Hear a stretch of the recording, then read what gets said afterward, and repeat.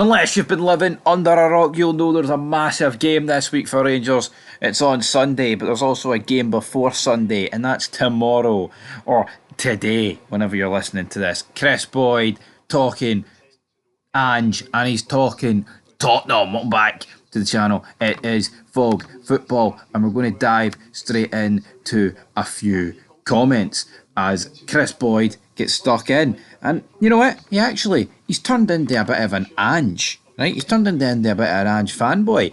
Wouldn't necessarily say he's went that far, but he has labelled it would be ridiculous to sack Ange Postecoglou. I agree, man. I don't know what Tottenham fans want. You know, they want a good style of play after the likes of Conte and Mourinho. They've now got it, and now they're greeting. You know what I mean? Just do not really understand what is going on there. But we'll dive into a few quotes for Kris Boyd, and I'll break them down. And I quote, "I think it's a bigger game for Tottenham than it is for Rangers. Yes, Rangers are home, but I don't think Rangers are expected to go and win the game." End of quote. It is a bigger game for Tottenham because you feel like Ange needs to win this game, or else there is going to be serious threat of his job. If he loses this game, I don't think it'll necessarily get him sacked. I don't know who Tottenham are playing at the weekend, but I feel like if he lost this and then lost the next one, that probably would be the difference maker. And as for us, well, it's a Europa League game. It's not a qualifier. It's simply just a game in a group that is looking increasingly likely that we are through.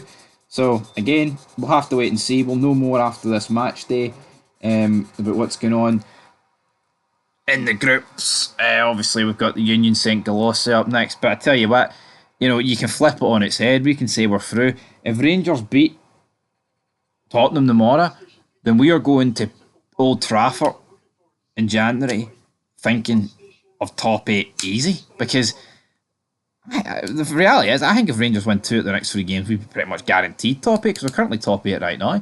But obviously, not only would it build momentum for those fixtures, build momentum for that one on Sunday. Kris Boyd went on to say, and I quote, "Because of all the negativity that's been flying around and the speculation regarding Ange Postecoglou's future, which I think would be absolutely ridiculous if he was to lose his job, because you can see that the players he's had in terms of the injuries he's had, he deserves time, and he's shown that he's a good manager, and he will get it right." Will he get it right though? Will Ange get it right? I'm not convinced. But what is getting it right at Tottenham? Winning trophies? Not many managers have done that in their time at Tottenham, if any. So, is he ever going to get it right? I'm not too sure. He said that Tottenham are struggling domestically right now, but you see some of the performances they can put on. Ange Postecoglou, coming back to Glasgow, will want to put on a show because of his connection to Celtic and because of the poor form Tottenham have been in.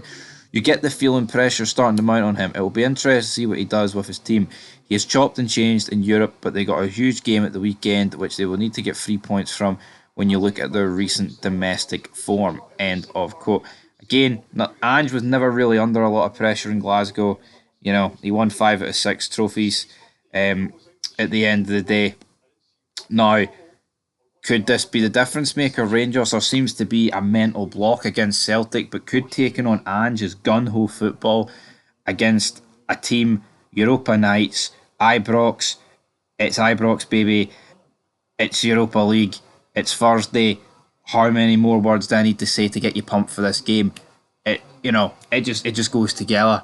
The Lyon game didn't, but we were a lot worse then than we are right now, and that's not to suggest that we're, good right now. We're just better than what we were. So it's a big game, of course. I think it could go numerous ways. It just depends. Tottenham, you don't know what they're going to get with them. They're like a mix, but they're like a bag of revels. You could get one good one, you could get one shite one. They're like Starburst.